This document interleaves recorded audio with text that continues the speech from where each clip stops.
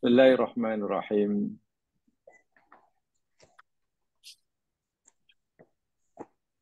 Alhamdulillahirabbil alamin. Salatu wassalamu ala asyrafil anbiya wal mursalin. Nabina Rasulina Muhammad wa ala alihi wa ashabihi wa atba'ihi ila yaumiddin.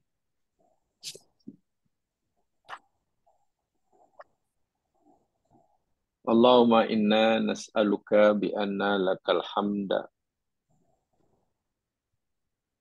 la ilaha illa antal mannan badi'us samawati wal ard ya dal jalali wal ikram.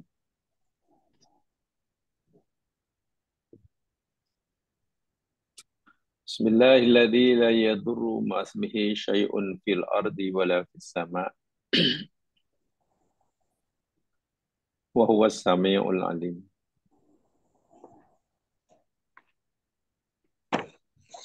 Allahumma rabbana la tada' lana fi maqamina hadza damban illa ghafartah wala dainan illa qadaitah Pen Rosmi. wala hamman illa farajtah. Pen. Ada pen. Wala maridan illa syafaitah Zawad. Abnya. Salah. wala dhalan illa hadaitah. Ya Allah, ya Tuhan kami, janganlah Engkau biarkan kami saat ini, ketika ini, dalam keadaan berdosa, melainkan Engkau mengampuninya. Jangan biarkan kami dalam keadaan mempunyai hajat dan permohonan, melainkan Engkau mengkabulkannya dan memberkatinya. Jangan Engkau biarkan kami tersesat jalan, melainkan Engkau menunjukkan kami ke jalan yang lurus. Ya Allah, janganlah biarkan kami saat ini dalam keadaan sakit, melainkan Engkau beri kami kesembuhan dan kesehatan yang diberkati. Jangan biarkan kami dalam keadaan jahil, ya Allah, melainkan Engkau beri kami pengetahuan, ilmu, kepahaman tentang agama-Mu. Jangan biarkan kami dalam keadaan tertindas dan teraniaya, melainkan Engkau, ya Allah, memberikan kami pembelaan dan pertolongan. Ya Allah, janganlah Engkau biarkan kami saat ini dibelenggu dengan pelbagai masalah, melainkan Engkau beri kami jalan keluar untuk kami dapat menyelesaikan masalah yang kami hadapi. Janganlah Kau biarkan kami saat dan ketika ini dalam keadaan sedih, susah, gelisah, gundah gulana, melainkan Engkau beri kami ketenangan, lapang dada, kebahagiaan yang Engkau ridhoi. Amin Ya Rabbal Alamin.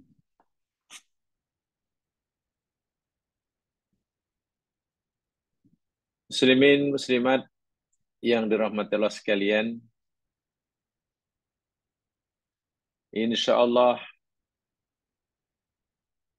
kita akan teruskan siri kajian kita menyambung apa yang kita telah pelajari minggu lepas kaitan dengan poin kedua firman Allah Subhanahu wa taala dalam surah Ibrahim ayat 27. Ayat ini juga menjadi dalil dan bukti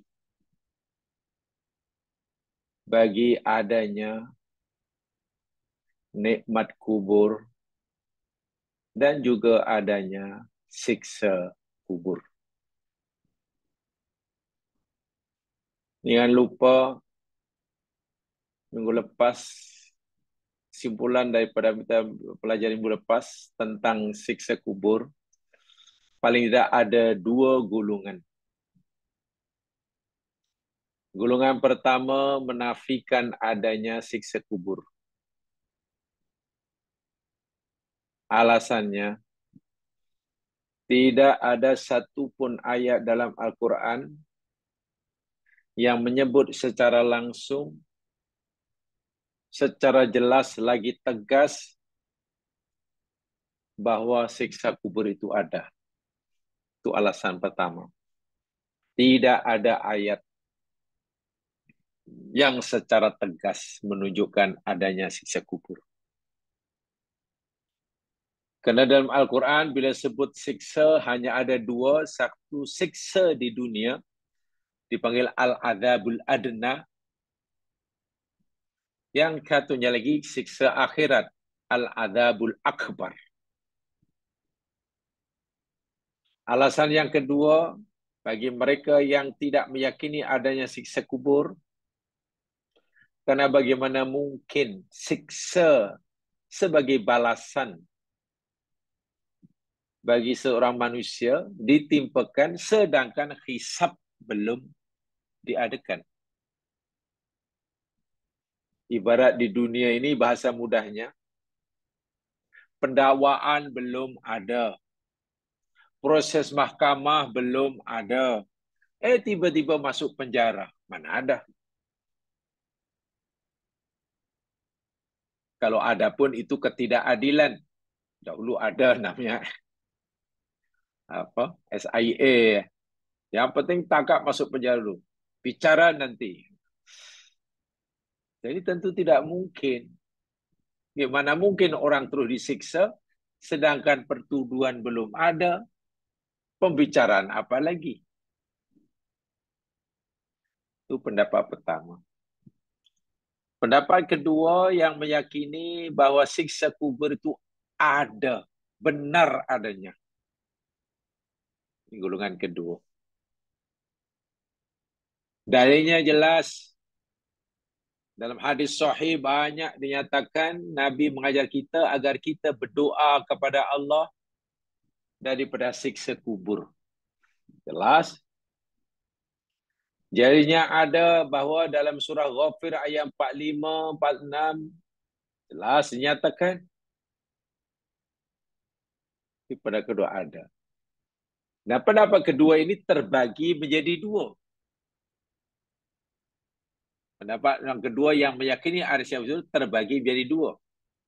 Pertama, siksa kubur ada, tetapi yang disiksa hanyalah jiwanya, bukan tubuh badannya. Bukan.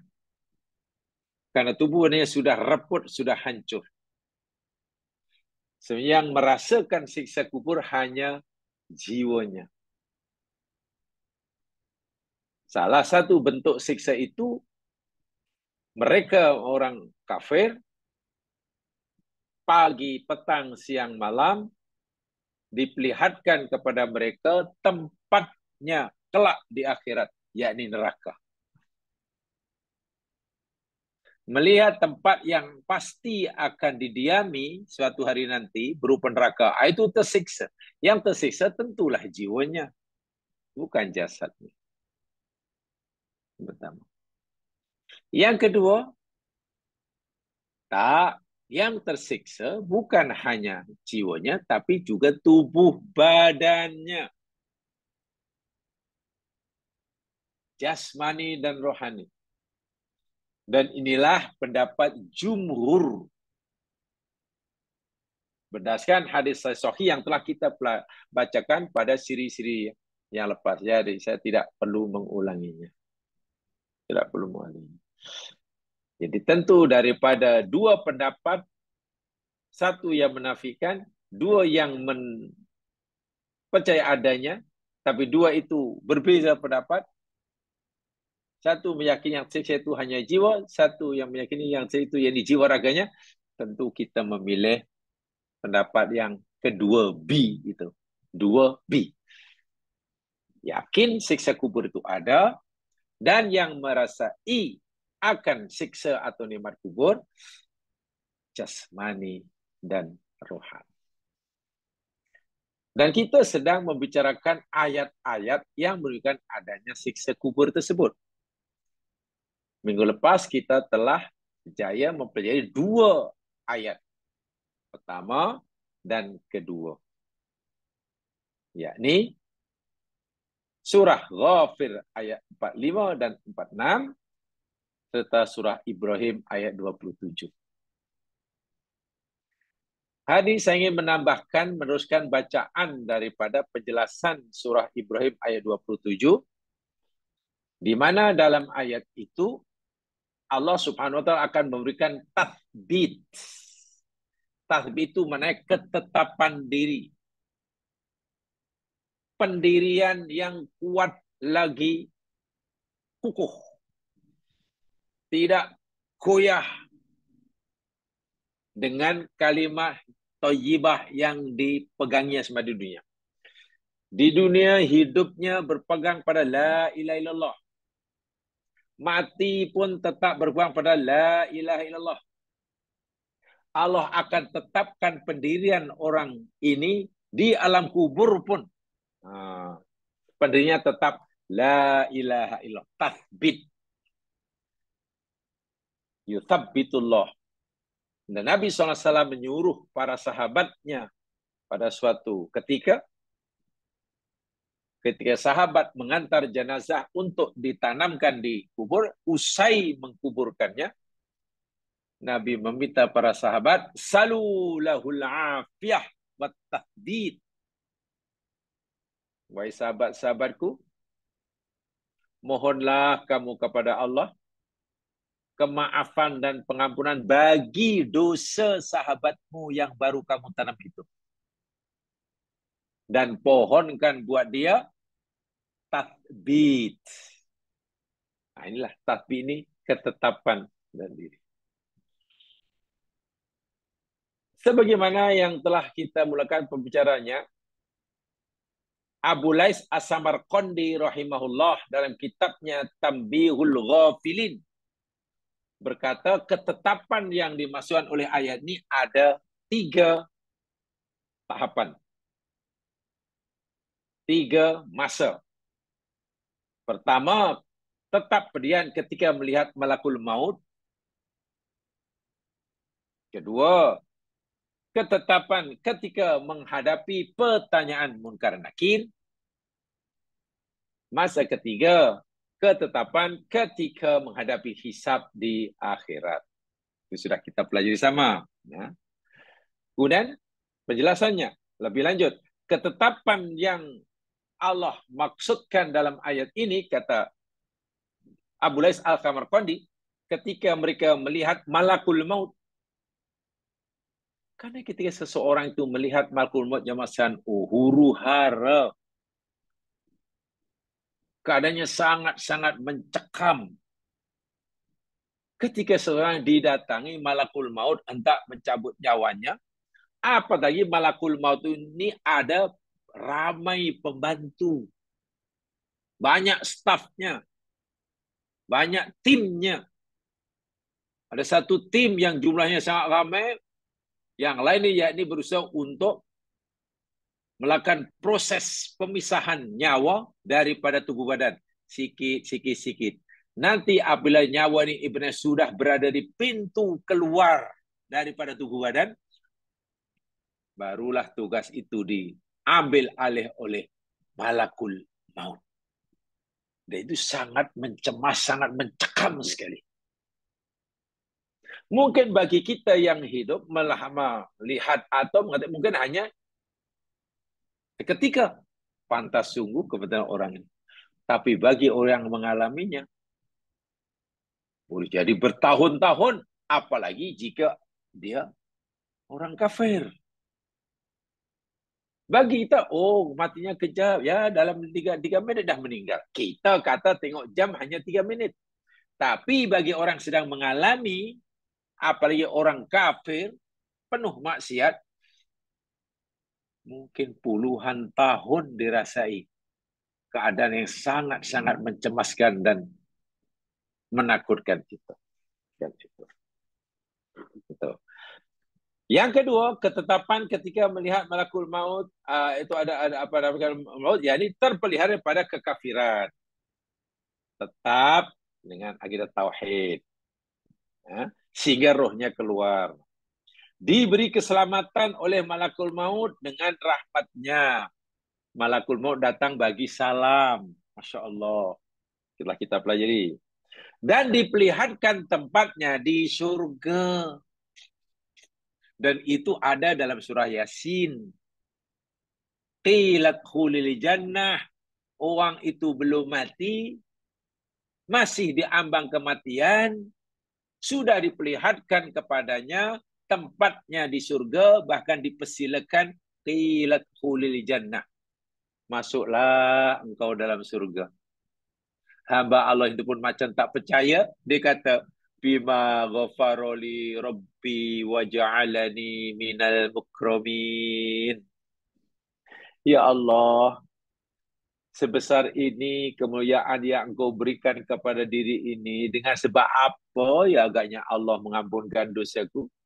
Dan dengan sebab apa ya Allah beri anugerah sebesar ini. Dia sendiri macam tak percaya. Karena tahu dosanya sangat banyak yang pernah dilakukan semasa hidup. Karena kafir.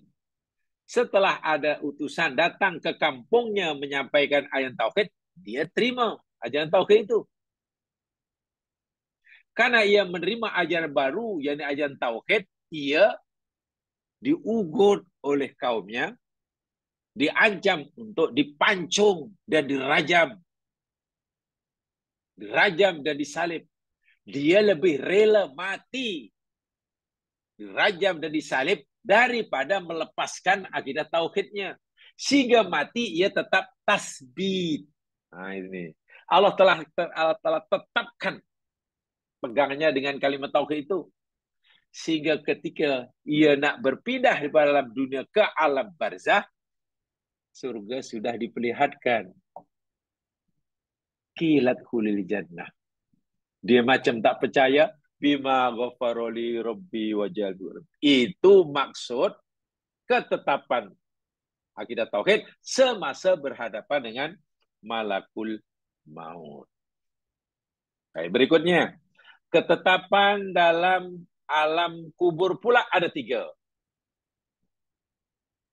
Keteguhan, ketetapan hati, pendirian dengan tasbih.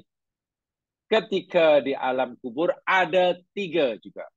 Pertama, diberi ilham oleh Allah untuk dapat menjawab dengan jawaban yang tepat dan diridai oleh Allah. Sebagaimana dalam hadis sahih, bila orang masuk alam barzah, akan didatangi 2 malaikat. Ada sebut dalam hadis namanya Munkar dan Nakir. Mengajukan beberapa pertanyaan. Karena orang ini oleh Allah diberikan tasbih. Apa rupa tasbih itu? Ia diberikan ilham oleh Allah untuk mampu menjawab setiap pertanyaan Munkar Nakir. Karena ini penentu nasibnya selepas itu.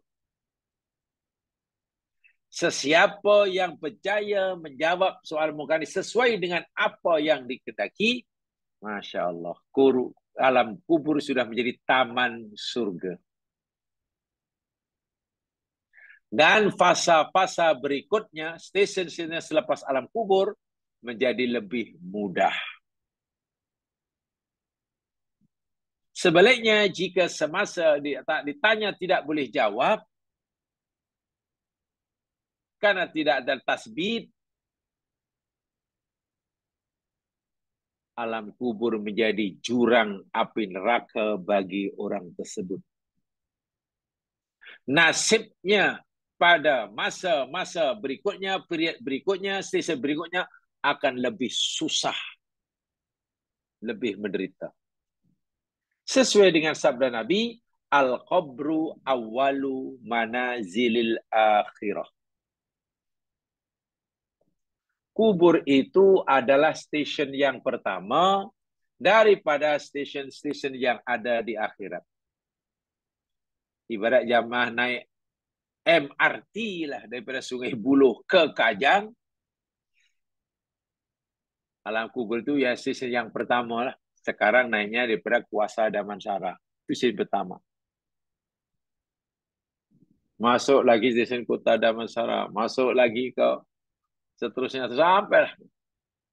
Siapa yang alam kubur, di alam kubur lepas, nanti alam-alam selepasnya, checkpoint selepasnya menjadi lebih mudah, kata Nabi. Tapi wa malam yanju minhu fama ba'dahu asyad. Sesiapa yang gagal pada stesen yang pertama, di stesen pertama, alam kubur gagal, fama ba'dahu asyad. Stesen berikutnya akan lebih susah. Lebih susah, lebih sulit, lebih sukar bagi dia. Nah, orang yang diberi tasbih di alam kubur banyak, Allah beri dia kemampuan untuk mampu menjawab soalan munkar nakir. Dan itu satu kejayaan. Yang kedua, hilang rasa takut, rasa gemetar, rasa cemas. Sebagaimana ketika menghadapi melihat malakul maut, ia tenang-tenang saja. Menghadapi munkar nakir pun tenang-tenang saja. Ingat, sifat munkar nakir telah kita pelajari dalam hadis yang kita bacakan pada sisi lepas. Membawa latan, pemukul. Ya Allah, jika seluruh umat ini coba nak mengangkatnya pun tak larat. Tak larat. Karena besarnya. Dan perwatakan muka ini sangat-sangat menakutkan. Sangat-sangat menakutkan. Tetapi orang yang ada tasbih, tenang. Tak ada rasa takut, tak ada gemetar. Dan yang ketiganya sama dengan yang di atas. Melihat tempatnya di surga, sehingga kuburnya menjadi salah satu daripada taman surga. Jika Fir'aun dan pengikutnya di alam kubur diperlihatkan tempatnya di neraka, kelak di akhirat, maka orang-orang yang baik di alam kubur berada di taman surga, diperlihatkan tempat tinggalnya di surga nanti di akhirat. Sehingga alam kubur benar-benar jauh lebih membahagiakannya. Ingat ya kan, salah satu doa kita buat orang yang sudah meninggal, satu di antara doanya kan Allahumma apa namanya? Wabdillahu daron khairan min dari. Ya Allah, wabdillahu dan berilah pengganti rumah baginya lebih baik dari rumahnya di dunia. Kan itu kan? Wa zaujan khairan min zaujihi dan pasang hidup yang lebih baik daripada pasang hidup yang sebelumnya. Masya Allah. Kita sentiasa mohon bahwa orang ini akan mendapatkan pengganti yang jauh lebih baik berganda-ganda daripada apa yang dialaminya di dunia.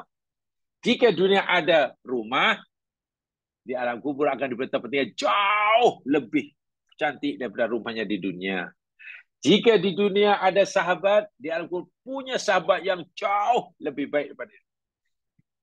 Ini bagi yang dapat tasbih. Tasbih. Yang berikutnya, adapun ketetapan ketika hisab. Ketetapan ketika hisab. Kan ada 3 masa. Masa jumpa malakul maut, masa melihat murka nakir di alam kubur, dan masa hisab. Sekarang ketetapan tasbih semasa hisab apa dia? Juga ada 3 perkara. Pertama, Allah Subhanahu wa taala memberikan ilham sehingga dapat menjawab segala pertanyaan benar seperti mana di atas tadi. Sebab hisab di akhirat itu ada pertanyaan yang sekalian. Sama. Di kubur pun boleh jawab, di akhirat lagilah semua pertanyaan. Hanya di akhirat lebih detail. Bak kata Imam Al-Ghazali di akhirat ini jamaah sekalian, apa yang kita dapat di dunia ini, kata hadis Nabi, tentang umur buat apa dihabiskan. Tentang ilmu buat apa diamalkan. Tentang harta, 2. Dari mana ia dapat, kemana ia belanjakan. Itu harta. 2. Yang lain pertanyaan satu aja. Kalau harta, tanya, you dapat dari mana dulu? Kalau lepas soalan ini, tanya lagi, you buat apa? Ada 2 pertanyaan dia. Dan orang ini mampu menjawabnya. Allahu Akbar. Oh, kami dapat dahulu harta ini dari ini. Semua dah terjawab dan benar. Karena caranya halal. Setelah lulus, tanya lagi. Untuk apa? Kamu belanjakan ke mana? Sebab kalau hanya mendapatkannya dengan cara halal, tapi membelanjakannya tidak betul, tersangkut ini orang. Tersangkut. Sebaliknya, kalau mendapatkannya salah, haram, tak lulus. Walaupun digunakan kepada benda yang baik, tak dapat apa-apa pahala. Dia dapat dari mana? Oh, dapat dari penipu. Oh, dapat dari mana? Rasuah. Oh, dapat dari mana? Mencuri. Salah itu. Kamu gunakan untuk apa? Aku gunakan untuk buat surau. Aku gunakan, ya Allah, dahulu untuk buat anak yatim. Sebagai besar, aku buat untuk bus stop. Lebih ke orang ramai. Tak ada nilai. Mana-mana amal yang kita lakukan amal baik, tetapi dengan menggunakan uang haram, itu kosong nilainya di sisi Allah. Tidak ada pahala. Amal solehnya tak dapat pahala. Dan berdosa kerana ia mendapatkannya dengan cara yang salah. Maknanya itu berat sekali itu. Bab harta sangat berat. Sangat berat. Karena pertanyaannya depan belakang. Dari mana dan kemana. Yang 2, hisabnya dipermudahkan dan diringankan. Rabbi hasibni hisaban yasira. Satu di antara doa yang diajar. Rabbi, wahai Tuhanku, hasibni, hisablah diri ini. Hisaban yasira, dengan hisab yang mudah.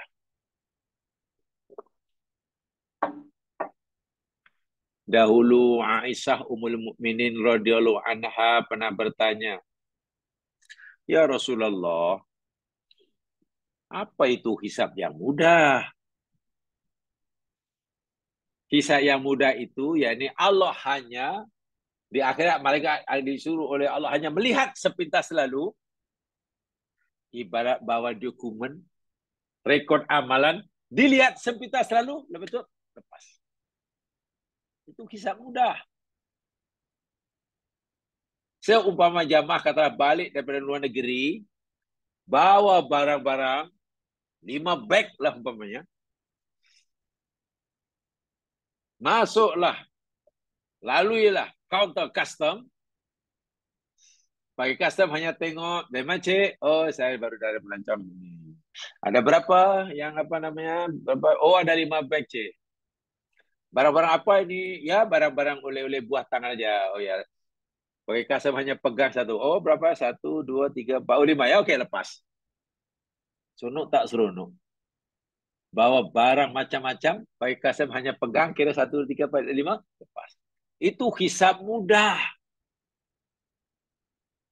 Hisab yang susah, setiap benda, setiap item sekecil apapun ditanya. Ini dari mana awak dapat? Tolong jelaskan. Bla bla bla bla bla. Kalau jawabnya betul, tanya lagi. Dahulu selepas kamu dapat untuk apa? Oh, susahnya lah. Sehingga siapa yang dihisap dengan mudah akan mudah masuk surga. Siapa yang dihisap dengan susah, neraka lah tempatnya. Jadi tasbih semasa hisap itu, hisapnya diringankan, dimudahkan. Tidak banyak pertanyaan, hanya sepintas lalu. Yang ketiga, tasbih yang akan diterima oleh orang ini, yang Allah berikan pada orang ini, ketika dihisap, diampunkan segala dosanya. Allahu Akbar. Dulu bukan di masjid ya, mungkin di bilik lain saya cerita itu. Di akhirat ada orang yang diadili oleh Allah, ditunjukkanlah perbuatannya, dosa. Betul ini dahulu kamu buat, betul ya Allah. Kamu mengaku ini kesalahan kamu, mengaku ya Allah. Semua kesalahan ditunjukkan. Ini. Dan bukan satu, banyak sekali. Sehingga hamba ini yakin yang dia akan masuk neraka. Karena semua dosa diperlihatkan dan dia mengakui, benar ya Allah kami buat. Nampaknya tak ada can lah, ini mesti neraka. Mesti ada neraka. Dan jumlahnya itu ada 99 kontainer, ya mas sekalian. Ya, ada 99 kontainer ibaratnya. Lalu Allah kata, jangan dahulu. Ini adalah satu kontainer. Bukan kontainer, box. Kotak kecil aja. Allah nak perlihatkan orang ni, orang ni tak minat. Dalam hatinya, ya Allah, buat apalah aku perlihatkan yang kecil. Yang besar-besar itu pun, aku dah yakin aku masuk neraka. Aku yakin masuk neraka, ya Allah. Semua besar belakang dan banyak. Ini nak lihat yang kecil, yang terakhir tak payah tengok lah. Tak perlihatkan. Aku ini Tuhan yang Maha Adil. Aku mesti perlihatkan pada kamu. Yang buruk pun aku perlihatkan, yang baik pun aku perlihatkan. Orang ni kata, ya Allah, mana aku pernah buat baik? Selama hidup aku tak pernah buat baik, ya Allah. Semua yang aku lakukan dosa belakang, yang itu ada berpuluh-puluh kontainer itu. Allah kata ada. Mungkin kamu tak perasan. Dibuka box yang kecil itu, apa isinya? Kalimah tauhid. Kalimah tauhid. La ilaha illallah. Atau asyhadu an la ilaha illallah. Dan tidak terbatal. Tidak terbatal. Dengan kasih sayang Allah, dengan maha pemurah Allah, wahai hambaku, dengan kalimat tauhid yang kamu tetap berpegang semasa hidup kamu, semasa hidup kamu, dan hingga sekarang kalimat tauhidmu tidak terbatal, aku ampunkan dosa-dosa kesalahan kamu yang tidak terkira banyak itu berkat satu kalimat ini. Jadi sekarang kamu sudah tidak punya dosa lagi. Sekarang aku tidak lagi pertanggungjawabkan dosamu. Karena aku dah hapuskan berkat kalimah tauhid ini. Itu dipanggil kalimatul haq. Ya. Itu namanya tasbih. Setelah orang itu diampunkan dosanya, tak dimasukkan neraka lah. Masuk surga. Itu orang yang paling bertuah. Dan itu hak Allah ya. Kita dah diberitahu oleh Nabi. Yang kita juga telah pelajari. Seseorang mukmin ketika meninggal membawa kalimat syahadah yang tidak terbatal. Tidak pernah melakukan perkara-perkara yang membatalkan syahadah. Dosanya pula banyak. Dosa itu, dosa ini, dosa itu, dosa ini.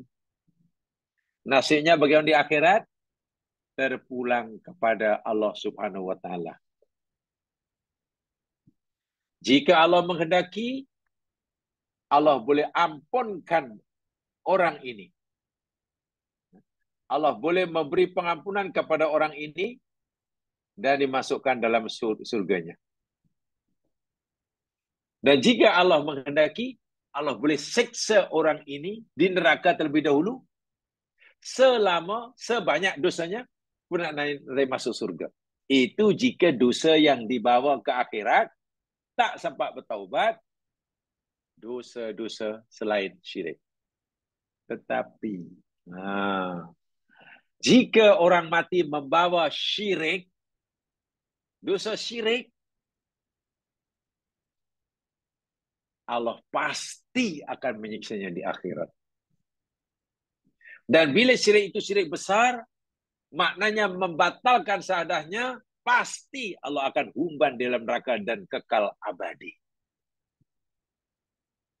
Bermakna sesuatu yang sangat-sangat berharga dalam hidup kita di dunia. Karena ia penentu orang itu nanti bahagia atau tidak di akhirat. Sama ada bahagia, terus bahagia atau terpaksa sengsara dahulu. Ada atau tiadanya kalimat tauhid. Kalimat tauhid adalah sesuatu yang paling berharga bagi seseorang. Karena itu penentu. Nak masuk surga teruskah? Atau masuk surga tapi terpaksa singgah di neraka walaupun tak kekal? Atau kekal selama-lamanya dalam neraka? Bergantung pada kalimah asyhadu alla ilaha illallah wa asyhadu anna Muhammadar Rasulullah. Berpegang teguh dengan kalimat itu namanya tasbih. Yang Allah katakan firman Ibrahim ayat 27 itu yutsabbitullahu alladziina amanu bil qaulit tsabit. Itulah namanya qaul tsabit. Kita boleh jadi apa saja. Kita boleh jadi siapa saja. Kita boleh pilih profesi apa saja. Kerjaya apa saja. Tinggal di mana saja. Orang kampung atau orang bandar. Kaya maupun miskin. Tapi satu. Yang kita semua mesti memilikinya. Dan tidak boleh hilang kehilangannya. Kalimah tauhid. Kita boleh tidak punya kereta, tadi masalah. Ramai orang tak punya kereta. Semasa hidup ada orang tak punya rumah, biasa. Semasa hidup orang tak pernah pergi mana-mana. Daripada kampung lahir di situ, besar itu mati di situ, tak pernah. Ya tak mampu nak melancong macam mana. Hidupnya itu susah. Tak jadi masalah. Tapi bila ia punya akidah tauhid dan tidak terbatal, pindah ke alam barzah senang. Di alam barzah senang. Di akhirat senang. Masuk surga senang. Sebaliknya, jika dunia memiliki segala-galanya sekalipun, dia ilmuwan, dia hartawan, dia apalagi lah, bangsawan, dia rupawan, jangan-janganlah segala-galanya. Tapi mati masih memiliki segala-galanya. Satu yang dia tak punya. Apa dia? Kalimah tauhid. Tempatnya di neraka. Dipukul oleh malakul maut. Ditala oleh munkar nakir. Waha ketika mati memiliki segala-galanya. Piala apa yang dia tak ada? Ada. Piala ini juara itu, juara itu. Pingat apa yang dia tak ada? Pingat jasa. Timbun-timbun. Penghargaan dari dalam negeri, dari luar negeri. Sijil apa yang tidak ada? Harta, properti apa, jenis apa yang dia tidak punya? Mulai pada rumah setinggan nih. Enggak istana dia punya. Tapi Masya Allah, mati tak ada tauhid. Neraka tempatnya. Sebab inilah al-qaulu tsabit. Orang yang faham seperti mana yang kisah yang telah kita beri pada series yang lepas, rela mempertaruhkan apa yang ada pada jiwa raganya demi mempertahankan kalimah tauhid. Bekas sihir Ali Fir'aun, rela mati dicincang-cincang oleh Fir'aun demi mempertahankan kalimah tauhid. Betul? Itulah. Bilal bin Rabah lebih rela mati disisa oleh tuannya daripada melepaskan kalimah tauhid. Ya. Orang dulu benar-benar banyak kisah-kisah dalam Al-Quran. Jangan sedikit-sedikit dijual belikan. Akidah tauhid jangan sedikit-sedikit terlepas. Godaan sedikit pun dah perintah Allah ditinggalkan. Ada rayuan sedikit pun dah larangan Allah dilanggarnya. Kenapa ya kalimat tauhid begitu murah dijual belikan? Wah, itulah yang paling berharga dalam hidup. Yang paling berharga dalam hidup. Ini dia. Dan ada juga yang menyatakan ketama itu pada 4 waktu. Ini yang terakhir ya. Jadi qaul tsabit itu dalam 4 keadaan. 1 ketika mati. 2 ketika berada di alam kubur sehingga dapat menjawab pertanyaan tanpa takut. 3 semasa hisab. 4 ketika berjalan di atas titian sirat sehingga berjalan bagian kilat yang menyambar. Kesimpulannya, ya. Ini kata Abu Lais As-Sakandari zaman sekian ya, As-Samarqandi. Ya. Abu Lais As-Samarqandi, orang Samarkand, bahwa dari sekian banyak orang yang berjaya, katakan berjaya, terhormat, hidup senang dan sebagainya, inilah orang yang paling beruntung. Dan tidak ada orang lebih beruntung, lebih berjaya daripada orang yang berpegang teguh pada al-qaulu tsabit. Masa hidup, masa mati, dan seterusnya. Itulah hakikatnya kejayaan yang sebenarnya. Bukan kuasa benar dapat itu, dapat ini, dapat itu, dapat ini, dapat itu. Tak. Ibaratnya lah jamaah berpuluh-puluh pingat yang diterima semasa hidup. Penghargaan diterima dari seluruh dunia. Yang pingat itu setiap satunya katalah beratnya umpamanya 0,5 kilo. Pingat beratnya 0,5 kilogram. Kalau ada 30 pingat, dah kan 15 kilo. Tapi kalau orang tidak punya tauhid, wal'iyadzubillah. Ya, jumpa malakul maut dah kena tampol. Jumpa malaikat muka nakir kena tala. Ya, sengsara. Sengsara hidupnya. Alam kubur yang tah berapa bilion tahun menunggu di sana,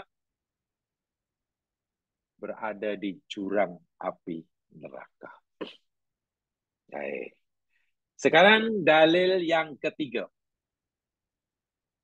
Ayat yang ketiga yang menjadi alasan bagi jumhur bahwa alam kubur, di kubur itu ada siksa. Nih ayatnya. Poin yang ketiga ya. Surah At-Taubah ayat 101. A'udzu billahi minasy syaithanir rajim. Sanu'adzibuhum marratain. Thumma yuradduna ila adabin azim.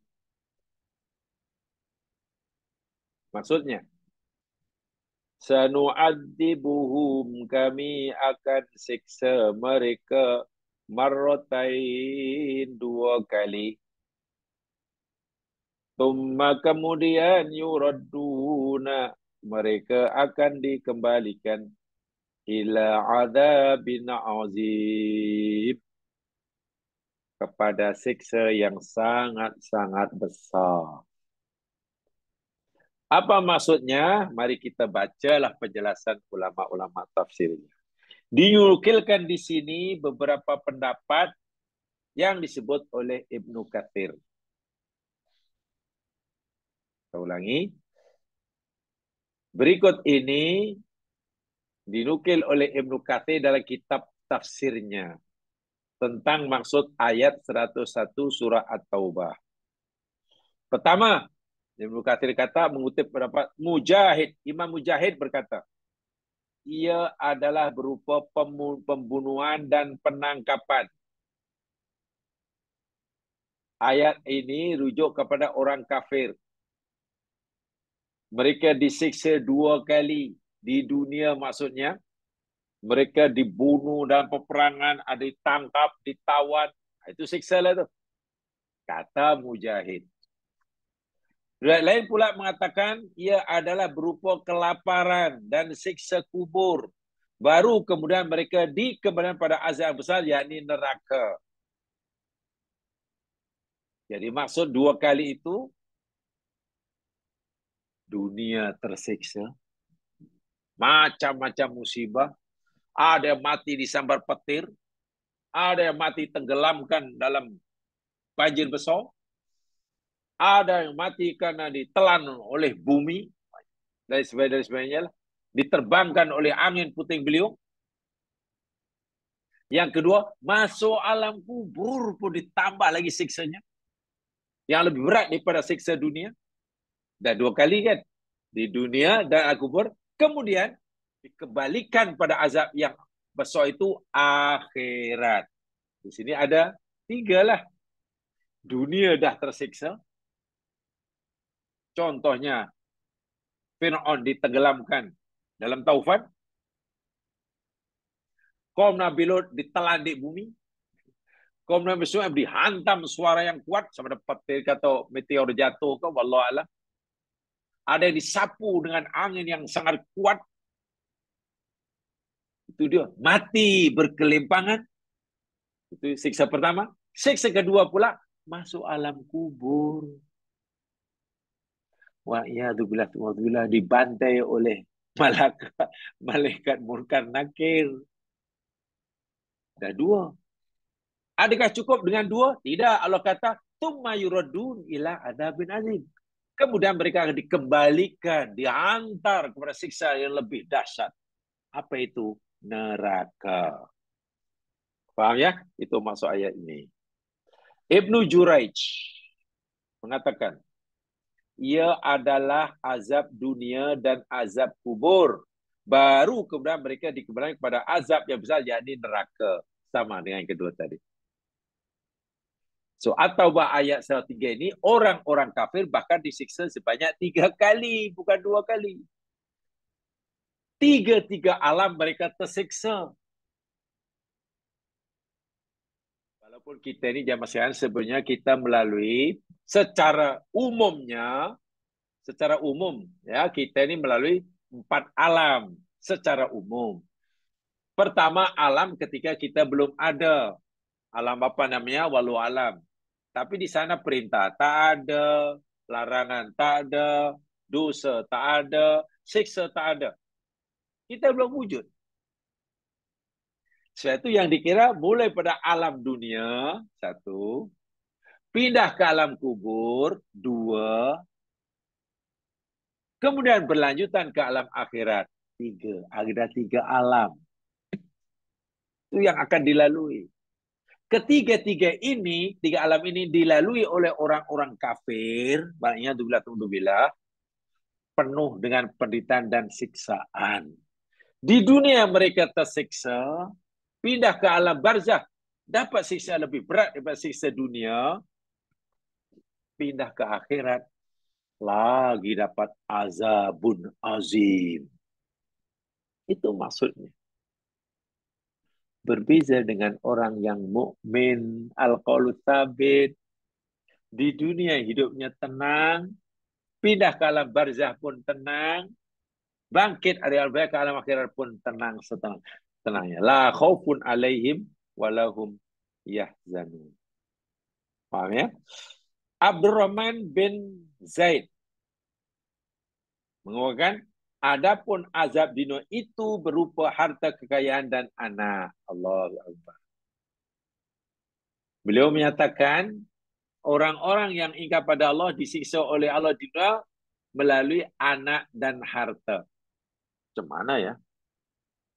Macam mana harta dan anak ini Allah jadikan wasilah siksa buat hamba-hamba yang derhaka? Bukankah anak dan harta ini sesuatu yang menyenangkan, menyejukkan hati orang tua memandang? Ya. Tapi jangan lupa, Quran sendiri kata, Innama amwalukum wa auladukum fitnah. Hanya saja anak-anak kamu dan harta benda kamu adalah fitnah. Fitnah boleh jadi bermakna ujian. Fitnah juga boleh berarti siksa. Jadi orang tersiksa justru karena dia punya anak. Orang tersiksa justru karena ada harta. Saya nak satu contoh. Ini analoginya lah.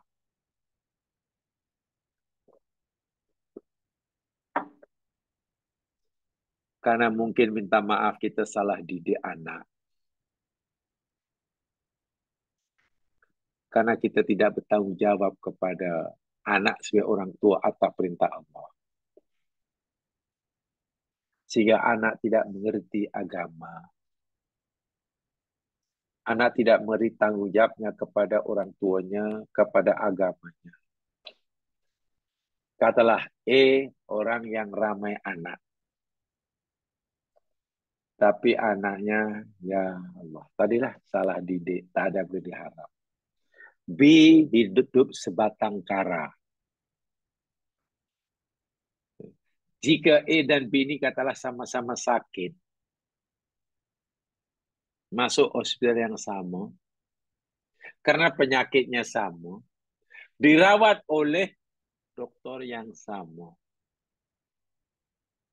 Duduk pula di bilik yang sama, di ward yang sama katakanlah.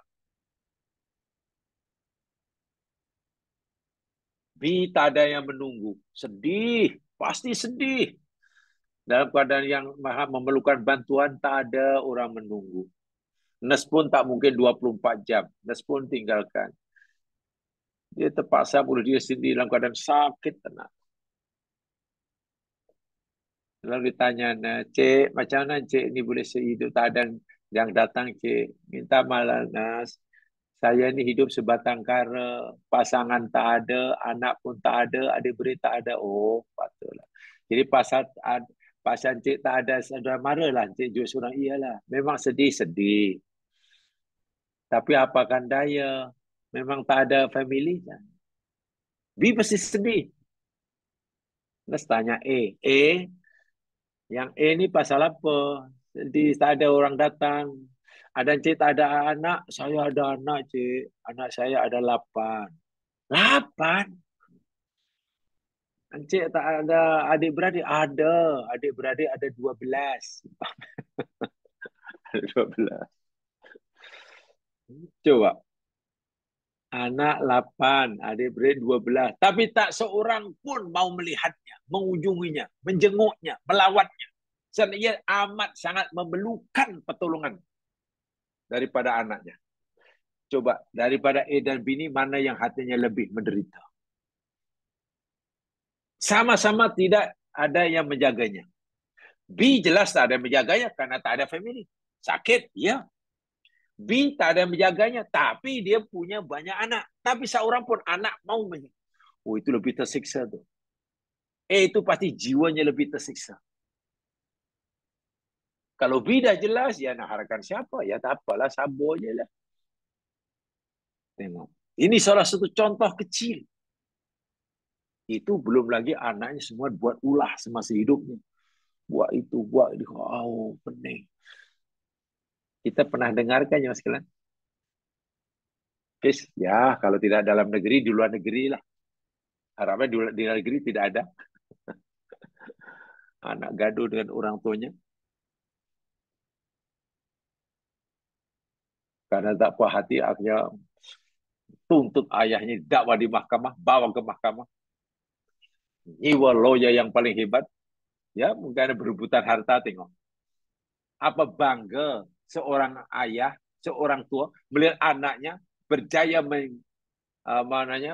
menjarakan dia di dunia. Lawan kes di mahkamah. Apakah anak itu bukan siksa baginya? Ya.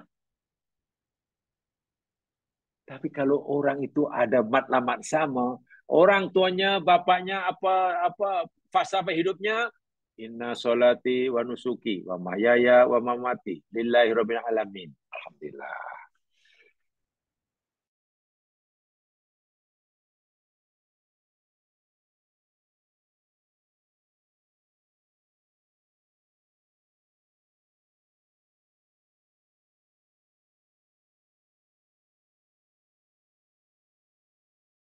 Ya pasti bahagia. Walaupun mungkin tidak punya rumah macam istana, tidak punya kendaraan. Nabi Ibrahim apa fasa hidupnya? Ini wajah tu wajah ladzi. Macam mana Hajar? Inna solati wa nusuki wa nusuki. Macam mana Ismail? Tengok. Bagaimana bahagianya keluarga Ibrahim dengan istrinya Hajar, dengan anak Ismail. Walha tidak berada di rumah yang besar. Tidak ada kemudahan yang mewah. Tapi macam mana keluarga ini begitu bahagia dan nanti akan dipertemukan di surga. Nah ini karena ketiga-tiga punya pegangan yang sama. Maklumat hidup yang sama. Destinasi yang sama. Lillah, lillah, lillah. Tapi coba kalau yang satu lillah, yang satu bukan, yang satu ya, hanya berbeza-beza. Harta demikian juga. Harta boleh jadi ujian, siksa. Lapar, ingin makan. Ingin makan, tapi tak ada makanan. Oh, sengsara ya mas sekalian. Lapar, ingin makan, tapi makanan tak ada. Sengsara, tersiksa. Betul. Ingin makan, makanan tak ada, tersiksa. B, lapar. Dia lapar. Adakah ia ingin makan? Iya, ia nak makan. Adakah makanan ada? Makanan banyak.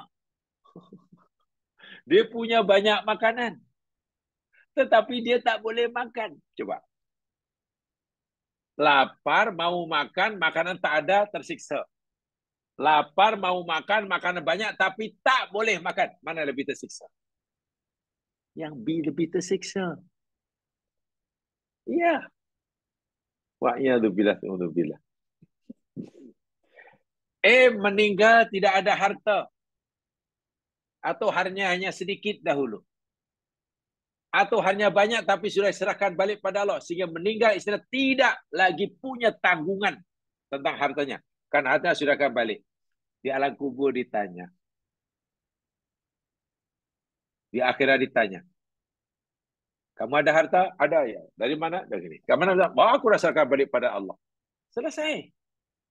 Yang B, ada harta? Banyak. Untuk apa? Tinggal. Allahu Akbar walillahilham.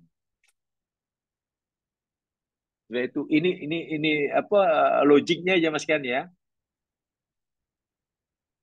Tak punya harta sehingga tak mampu pergi haji. Betul? Ada harta, dia tak ada harta sehingga nak pergi haji tak mampu lah. Sehingga hatta mati tak haji.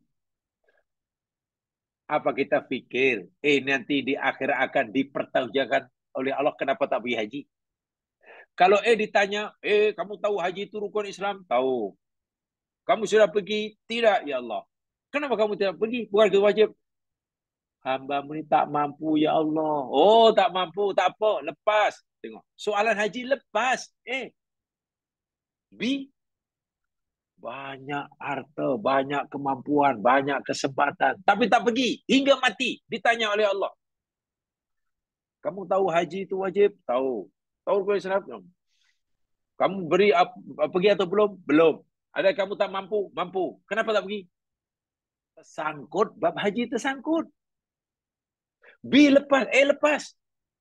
Lepas bab zakat. Karena, ya Allah, macam mana aku nak zakat? Aku miskin. Bahkan aku berhak terima zakat. Jadi, dahlah tak zakat itu tak berdosa. Dia pula malah dapat zakat. Itu yang miskin. B, yang kaya raya. Tidak keluarkan zakat. Sangkut. Jadi, harta itu boleh menjadi sarana siksa bagi yang empunya. Jika tidak pandai-pandai. Anak demikian juga.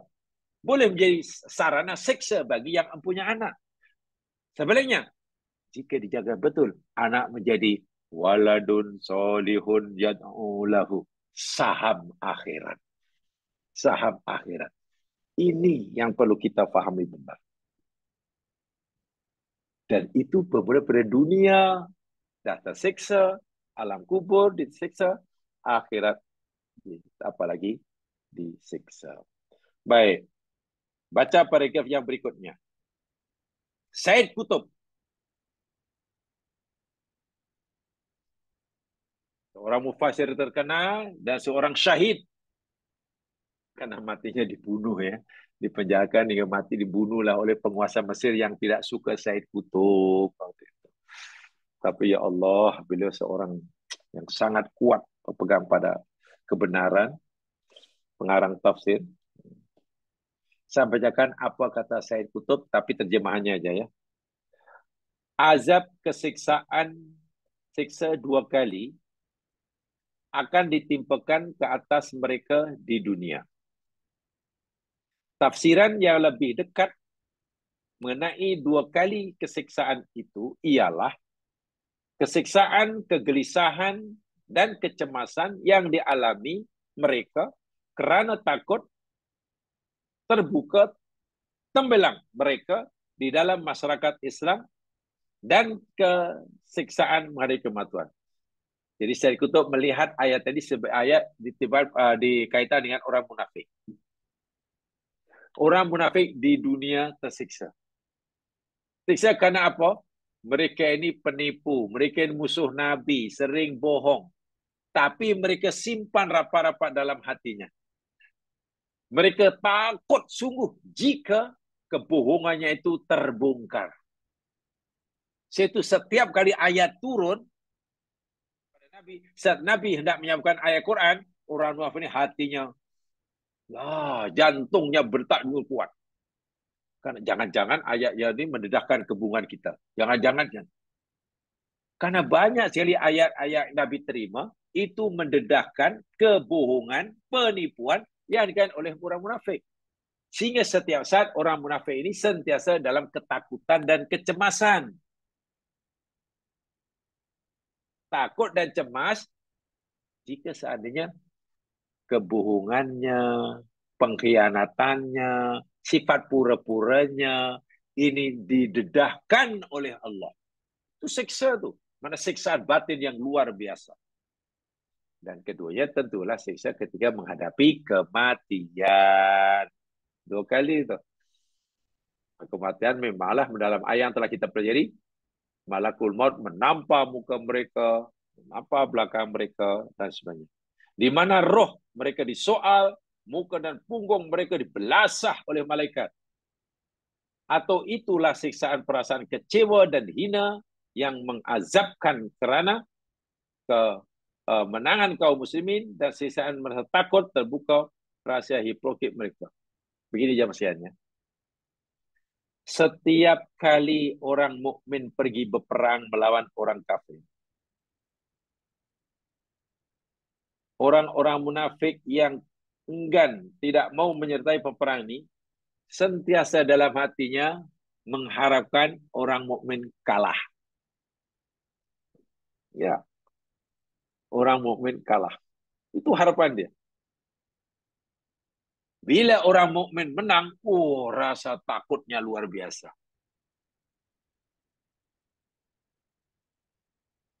Sebaliknya bila orang mukmin kalah, dia kata nasib baiklah aku, dan memang itu harapan kami. Itu jiwa orang munafik. Setiap kali mereka uh, melihat orang mukmin pergi berperang, mereka sentiasa mengharapkan kekalahan menimpa orang mukmin. Seronok bila melihat orang mukmin kalah melawan orang kafir. Itu orang munafik. Tapi bila orang mukmin menang, dia lagi sakit hati. Makin takut, makin takut, makin takut, makin takut. Itu ciri munafik. Minta maaf ya sekalian ya. Kalaulah ciri-ciri munafik ini kita relatekan dengan keadaan kita hari ini. Nampaknya kemunafikan ini sudah bermaharajalela. Saya bisa contoh kecil gini aja ya. Kita ini sebagai masyarakat Muslim, oke? Kita ini masyarakat Muslim. Kita duduk dalam komuniti seorang Muslim. Muslim. Syahadatnya sama, kitabnya sama, nabinya sama, solatnya sama, masjidnya pun sama.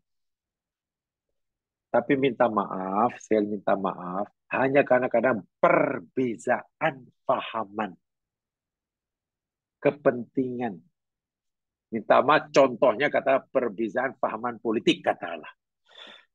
Itu sudah mempengaruhi hati kita. Muslim, B, Muslim. Tapi karena berbeza fahamannya, fahaman politik atau fahaman, hatinya sudah lain melihat melihat B lain, B melihat lain. Bila melihat B ini, sentiasa doanya, nunggulah biar dia salah. Kalau salah seronok. Kalau B susah, seronok hatinya. Harap-harap dia susah, harap. Senang melihat kegagalan saudara Muslim yang lain. Sedih bila melihat kejayaan saudara Muslim lain yang dia tidak sukai. Bahkan doanya harap-harap dia jalan. Minta maaf, ini sebenarnya sifat munafik. Dia ini macam bermaharajalela lah. Bila dah tak suka orang, Allahu Akbar. Sentiasa doanya, harapannya tak baik, tak baik. Harap dia, harap. Subhanallah. Apakah ini? Bagaimana mungkin doa kita dikabulkan oleh Allah? Bila hati kita seperti itu. Maaf ya, saya tidak berniat sebenarnya untuk bercakap tentang masalah apa itu politik. Saya tidak berniat. Saya bicara dari sudut agama. Contoh sekarang ini ya. Contoh kecil. Coba jamaah renungkan betul-betul. Saudara Muslim kita di Palestina, lebih tepatnya di Gaza, jalur Gaza, yang dikuasai oleh Hamas, karena di West Bank dikuasai oleh Fatah, sedang berhadapan dengan Israel dan mengalami kerusakan yang dahsyat. Kematian sudah beribu. Yang hidup pun istilahnya makanan tak ada, air tak ada, api tak ada, tempat tinggal tak ada. Susahlah. Sementara bantuan pula nak menunggu lagi, bukan panjang, tapi susah nak masuk. Jadi kita pastilah ada rasa tersentuhlah hati kita. Pasti. Dan semua ingin memberikan pertolongan. Paling tidak ingin menunjukkan sifat solidariti. Lihat saya di negeri kita contohnya. Hampir setiap negeri mengadakan himpunan solidariti. Di Kuala Lumpur sudah berapa kali dah? 4 kali ke apa yang besar-besar. Bagus itu. Tujuannya sama kan? Nak berikan sifat solidariti pada saudara Muslim. Ingin membantu mereka. Itu bagus. Dan kita berharap Allah akan mengabulkan permohonan kita. Pasti. Tapi kita kena sedar. Katalah ada 4 kumpulan yang mengadakan satu perhimpunan solidariti Muslim. Dan 4 kumpulan ini saling serang menyerang antara satu dengan yang lain. Allah, apa kamu buat? Tak semewah kami, tak seramai kami, tak seberani kami. Itu hanya pura-pura aja, itu hanya sandiwara, itu belakon aja. Yang sini kamu lagi. Sebenarnya kita ini ikhlas karena Allah atau ingin menunjukkan kita hebat. Kalau kita ingin berdoa pada Allah, kena ikhlas. Bukan menunjukkan kita yang kita lebih hebat daripada dia dengan menjelaskan. Kalau itu yang dari mana Allah nak dengar doa kita. Akhirnya orang yang kita doakan hanya mengharapkan, bilalah kami dapat kemakbulan doa, dan macam mana kami dah dapat kemakbulan doa mereka. Mereka sendiri pun berdoa ini macam tak ikhlas. Adakah doa berdoa Allah masing-masing merasa dirinya paling berhak untuk dikabulkan, yang lain tak berhak dikabulkan? Wah, sama-sama Muslim. Masih mengklaim kami yang lebih hebat daripada yang lain. Sifat-sifat ini mesti ditinggalkan. Tidak boleh ada. Ibaratnya jemaah sekalian, nak buat rumah. Ada 50 orang nak buat rumah. Rumahnya satu, cantik, sepakat, sepakat, setuju, setuju.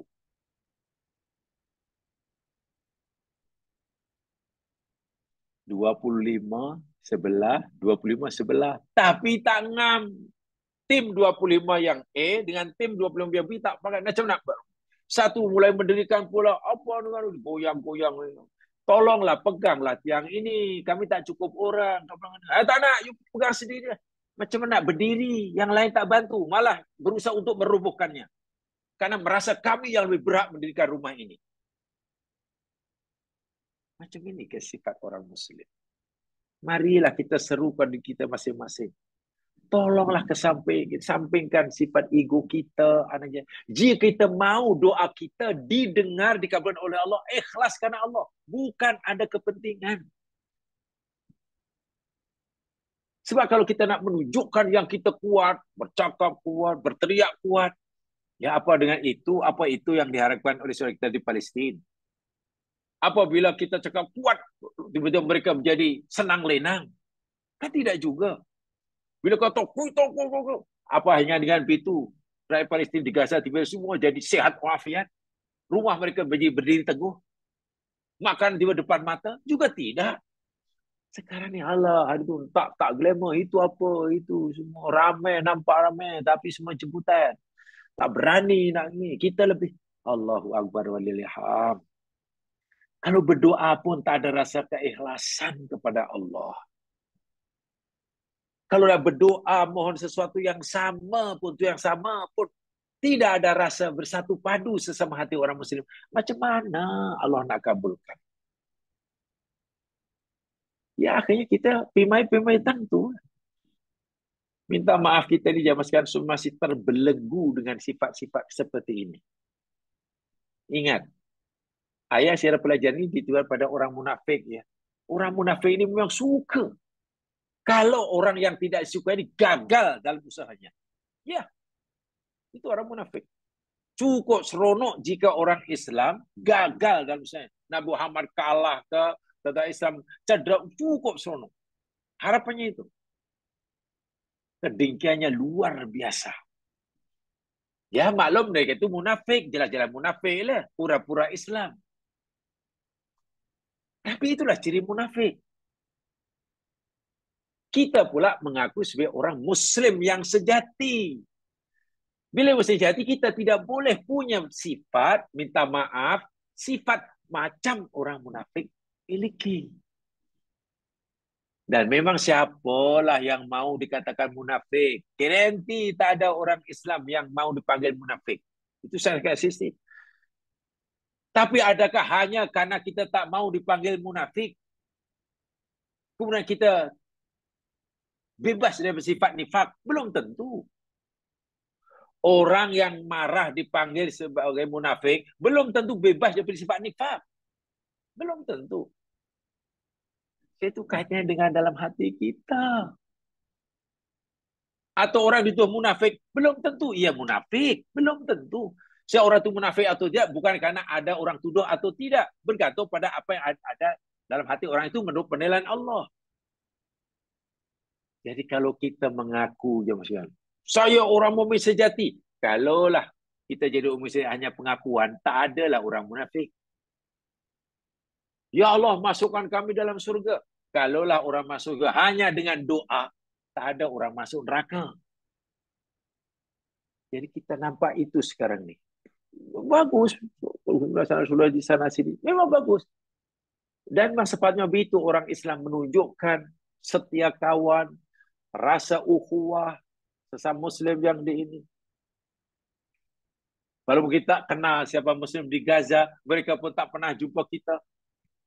Tapi malangnya kita yang di sini yang sedang berdoa, yang beribu-ribu ini menjadi beberapa puak, lah masing-masing saling mengklaim puak ya yang paling layak, paling berhak, paling tulis. Macam mana macam itu? Macam mana? Bak kata orang, lidi itu bila hanya satu, senang dipatah. Lidi satu, patah. Dan tak boleh buat apa. Hanya sebatang lidi, patah. Tak boleh buat, untuk sebat pun tak sakit. Paling-paling dipatah mereka jadi, apa itu? Tapi kalau lidi ini berkumpul jadi 100, kuat jadi penyapu ya mas sekalian. Susah kita nak patahkan.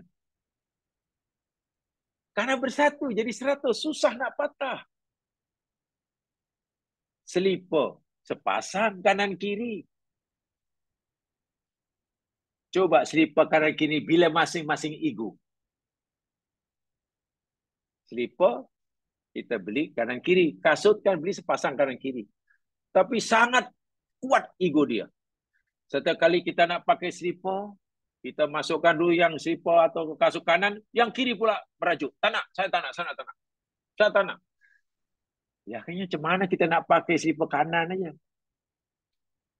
Kiri pula kita pakai kanan merajuk. Kita tak fikir kanan dan kiri itu sama-sama penting. Yang kanan tidak ada nilainya tanpa ada yang kiri tak ada harganya tanpa ada yang kanan.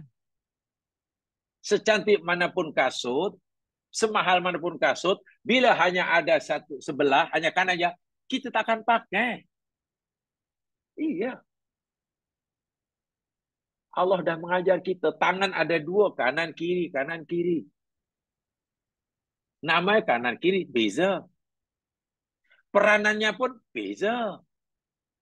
Tapi karena kedua tangan ini kata Imam Ghazali lah, bekerja cukup disiplin. Tidak ada kedengkian. Ketika kita berjalan, kaki kiri kita ke depan, tangan kanan pula ke depan. Masa itu kaki kanan dan tangan kiri ke belakang. Gitu kan? Tiba giliran kaki kanan ke depan. Tangan kiri pun ke depan, kaki kiri dan tangan kanan ke belakang. Ganti-ganti. Akhirnya kita boleh bergerak ke depan. Sekarang coba. Kalau tangan dua sepasang ini, kaki sepasang ini tidak mau bekerja sama. Masing-masing ingin menunjukkan egonya. Saya tak nak ke belakang, sana depan. Minta maaf, hanya orang tangan itu kedua di depan, kakinya pun melompat. Ya, macam hantu Cina lah jalan dia. Imam Ghazali buat contoh macam itu sepatutnya orang Muslim itu. Ya tak apa, tak adalah. Sesekali memang kita di belakang ketika kawan di depan. Kalau tiba gilanya nanti di depan. Begitulah. Bukan ketika kaki kanan ke depan, tangan tangan kiri ke depan pula, wah, dihalangi oleh tangan sebelahnya. Ya akhirnya nak maju sama-sama. Ya mana boleh. Jadi nanti hantu Cina jalan dia, melompat tahun. Imam Ghazali bagi contoh macam itulah. Sepatutnya seorang Muslim itu peranan boleh berbeza, fungsi boleh berbeza, tetapi ia sebagai teamwork. Itu ajaran Islam. Sekarang ya Allah baru 2, 3, 4 kumpulan pun masing-masingnya Allah itu betul. Dan semua memohon pada Allah. Macam mana doa dipohonkan sedang hati kita sudah kotor? Sudah tidak ada keikhlasan. Ini yang kita takutkan. Ini yang sangat-sangat kita takutkan. Kenapa? Itu sebenarnya sifat munafik. Kaji surah Al-Taubah. Jumpa itu nanti. Itu ciri munafik itu macam itulah. Jadi sifat munafik bukan hanya 3, bila cakap bohong, bila berjanji tak tepati, bila beramanah khianat. Bukan hanya 3 itu sabda Nabi. Coba tanya apa kata Quran. Berpuluh-puluh sifat munafik menurut Allah Subhanahu wa taala. Khasnya dalam surah At-Taubah, juga dalam surah Al-Munafiqun. Kalau baca mungkin Allahu Akbar, jangan-jangan saya ada ini, jangan-jangan saya ada. Sedangkan sifat munafik itu sifat yang sangat-sangat kronik, tidak boleh menjangkiti umat Islam. Begitu orang Islam dijangkiti munafik, sifat nifak, oh, habis. Lebih dahsyat pada virus COVID. Ya. Lebih dahsyat pada corona virus. Jadi COVID lah. COVID memang bahaya, tapi yang diserang paling-paling sakit dan mati. Saya ulangi, COVID bahaya. Yang diserang apa? Jasmani seorang. Boleh jadi sakit hingga mati. Dan orang mati karena terserang COVID belum tentu masuk neraka. Boleh jadi masuk surga bila ia sabar. Tapi sifat nifak bila menyerang diri seseorang, betul memang yang diserang bukan fizikalnya. Fizikalnya sehat walafiat, makan masih sedap. Tapi yang serang hatinya. Dan bila ia mati sebentar hatinya masih sakit karena sifat munafik, wa'iyadzubillah, itu dosa. Di alam barzah sudah menderita, lebih-lebih lagi di akhirat. Tapi kadang orang lebih takut fizikalnya yang sakit daripada hatinya yang berpenyakit. Macam itu. Dan itu Allah Akbar. Mudah-mudahanlah kita yang tahu, yang mengerti, tidak boleh terikut-ikut dengan seperti ini. Ingat, paling tidak kita masing-masing tiap kita menjaga kesucian hati kita. Bahwa kita sedang mengadakan perhimpunan solidariti untuk saudara muslim itu bagus. Iya, bagus. Bukan diajukan 1 ini ibu jari, 2 ibu jari, bagus. Ya, tujuannya bagus. Sangat mulia. Yang kedua, tentu setiap muslim yang sedang menjahilkan solidariti, mohon agar Allah kabulkan hajatnya. Pasti. Tapi mesti bersyarat. Kalau kita mohon pada Allah, hati kita mesti bersih daripada sifat-sifat yang boleh menghalangi kemustajaban doa kita. Bagaimana mungkin Allah mengabulkan doa kita sementara hati kita masih penuh kedengkian, penuh dengan ananiah? Ini yang kita khawatirkan. Jadi mungkin yang jadi masalah umat Islam seluruh dunia itu sebenarnya ini zaman sekarang. Karena para pakar lah, saya bukan pakar ya. Kenapa Yahudi yang hanya beberapa juta begitu kuat sekali? Bahkan orang mukmin yang jumlahnya berbilion tidak mampu.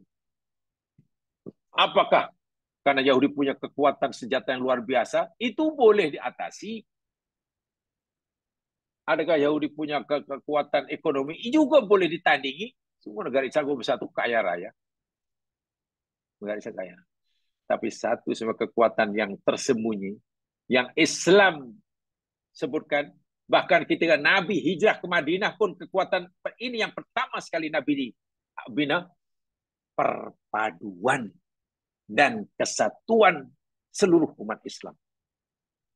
Sehingga Nabi umpamakan umat Islam dalam sana itu macam tubuh badan yang itu yang Nabi, kekuatan pertama yang Nabi bina, yang mengasaskan.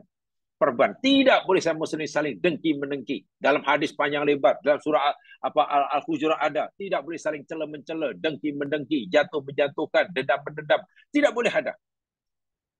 Tidak boleh saling membelakangi. Tidak boleh saling gaduh.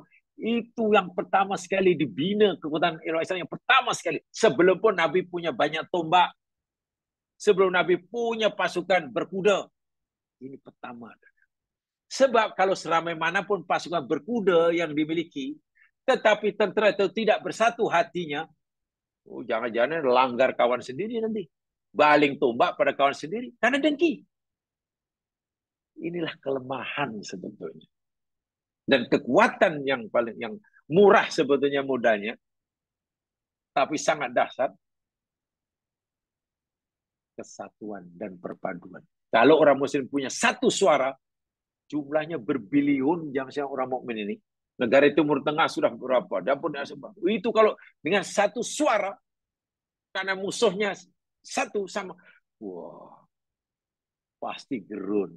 Tapi mungkin si Yahudi ini tahu, orang Islam banyak orang, banyak jumlah ramai, tapi mereka sini pun gaduh, abio aja lah.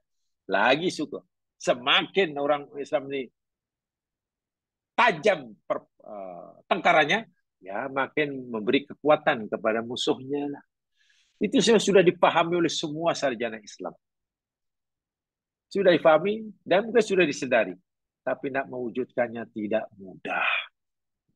Ya, kita sebagai rakyat kecil, paling tidak kita bina perpaduan kalau itu sesama kita sendiri. Sudah, beza pilihan, beza warna baju, beza hafal warna kulit, ya itu biasalah, sangat biasalah. Jangan karena perbezaan warna kulit misalnya itu jadikan alasan untuk tidak mampu bersatu. Itu bagi saya sangat menyedihkan sekali. Sangat menyedihkan sekali. Jamaah sekalian, ingat apa yang kita lakukan di sini dan sekarang ini ada akibatnya. Ada akibat. Akibatnya nanti kita akan temui, akan dapati, akan rasakan selepas kita berpindah, tinggalkan alam ini ke alam lain. Di sana nanti kita akan melihat, oh, kenapa orang bilang, oh dahulu karena dahulu di sini begini, dahulu begini. Ya, jangan pikir yang dilakukan oleh kita di sini tidak punya akibat sama sekali. Nanti tidak. Semua ada akibatnya. Sekecil apapun. Sekecil apapun. Itu yang perlu kita ambil berat. Sekali lagi khasnya untuk diri saya. Alhamdulillah kalau jamaah sekalian pun dapat memahaminya dengan baik dan kita usahakanlah untuk diri kita masing-masing. Nampaknya itu saja jamaah sekalian untuk kali ini. Yang benar pada Allah jua, silap dalam masa sendiri. Mari kita dengan bacaan Istighfarah dan surah Al-Asr. Subhanakallahumma wa bihamdika asyhadu an la ilaha illa anta astaghfiruka wa atubu ilaik. A'udzu billahi minasyaitonir rajim. Wal 'ashr. Innal insana lafi khusr illa alladziina aamanu wa 'amilus shalihaat wa tawassaw bil haqq wa tawassaw bis sabr.